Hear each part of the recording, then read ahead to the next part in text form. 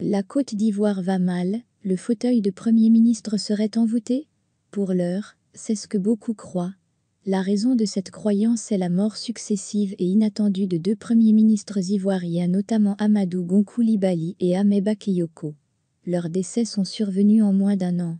Nommé à peine 2 mois, Patrick Achi, le tout nouveau Premier ministre, a été également évacué d'urgence pour des raisons de santé.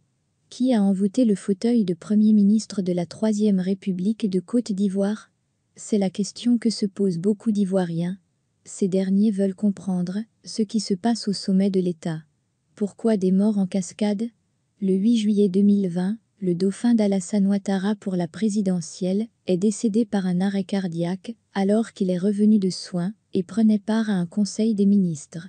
Bien avant, il s'était rendu à Paris pour des soins. Son successeur, Ahmed Bakayoko, lui a été victime d'un cancer foudroyant puis enseveli dans sa ville natale à Séguéla.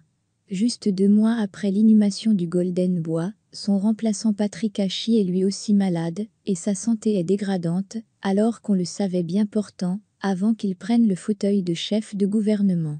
Inquiets que cet homme subisse le même sort que ses prédécesseurs, les populations veulent savoir ce qui se passe et qui serait à l'origine de ce mauvais sort. Par ailleurs, le silence du porte-parole du gouvernement à ce sujet ne fait qu'empirer les choses.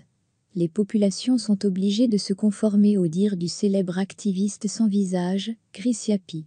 Cet activiste proche de Guillaume Soro a gagné de la notoriété parce qu'il avait été le premier à annoncer la maladie des autres premiers ministres, qui sont décédés par la suite.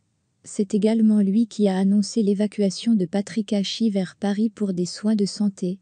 Pour rappel, Patrick Achi, âgé de 65 ans, a été nommé le 26 mars 2021.